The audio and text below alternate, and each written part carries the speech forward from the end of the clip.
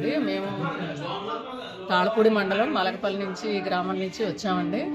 ఇక్కడ ఆలమూరు శ్రీదేవి భూదేవి సమేత జనార్దన స్వామి క్షేత్రం చాలా అంగరంగ వైభవంగా చాలా సుందరంగా ఉందండి. ఈ క్షేత్రం గురించి మాకు తెలియదు. మేము నవజనార్దన క్షేత్రం యొక్క దర్శనం కోసం వచ్చిన తర్వాత తెలిసింది.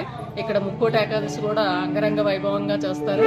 అందరూ దర్శించుకోండి. ఇది 4వ క్షేత్రం అండి. నారద మహాముని ప్రతిష్ఠించిన 4వ క్షేత్రం అండి. ఇది ఆలమూరులో ఉంది.